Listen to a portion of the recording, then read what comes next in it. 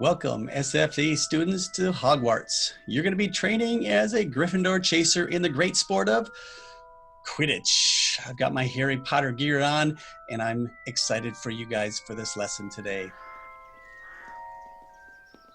Quidditch is easy enough to understand.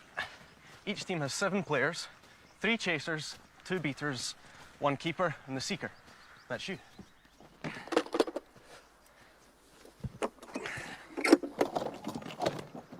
There are 3 kinds of balls. This one's called the Quaffle. Now the chasers handle the Quaffle and try to put it through one of those 3 hoops. You're going to need to build your own Quidditch training facility to practice our throwing today. Here's how you do it. You get to use your creativity. Anything you want to need. You're just going to need 3 targets of different heights. They don't have to be exact circles.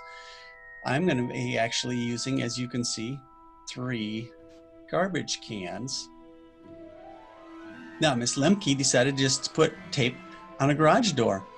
Pretty simple, but make sure you get your parents' permission before you do that. So we need your Quaffle. Go get your Quaffle, and we're ready to practice. All right, well, I've got the Quidditch all set up. We have 3 goals, just like they do in Quidditch. Got to practice for our big game tomorrow. I've got my Harry Potter jersey on just to get me all motivated. I chose to use some sock balls that we built for the last couple of weeks. There's 3 different types. We had this one that I used originally for skee ball, and then you could use this one for bowling, and this is the beanbag. So I'm going to see which of these works best, and then we'll go from there. You can use any ball, but this is what I used. I set up my line that I'm going to stay behind when I throw. Now I'm going to choose this one because I think this looks most like the Quaffle, and we're going to use it to practice our throwing. We're doing overhand throwing now, not underhand. When we're doing underhand, we want our belly facing the target, and we step with our opposite foot. When we move to overhand throwing, remember, we're going to do this. Remember these words. We're going to tee up. Tee up means we make a T and we turn sideways to the target. Not like this. Turn sideways to the target, tee up. My hands go apart and the ball's away from the target. Now we're going to lean back, put the weight on the back foot. I want you to turn your knuckles to the sky. Knuckles up. See, that gets my elbow in the correct throwing position. Elbows to the outside, knuckles up. Then I'm going to point.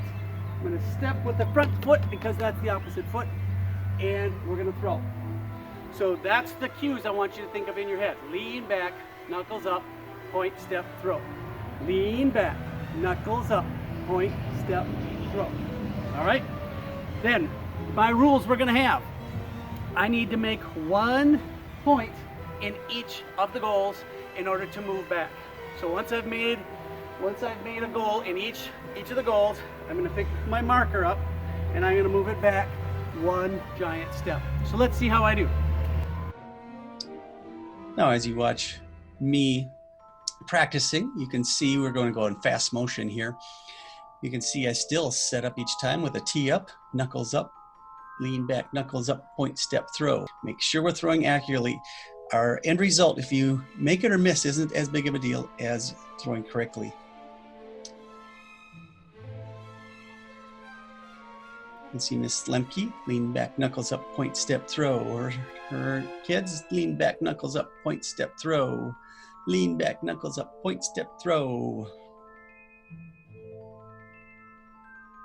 I would like you to take about 10 minutes of throwing. So you'll get about 10 throws in here, or 10 rounds, which would be about 30 or more throws, getting good practice at turning sideways to the target, good form, and really work on your aim.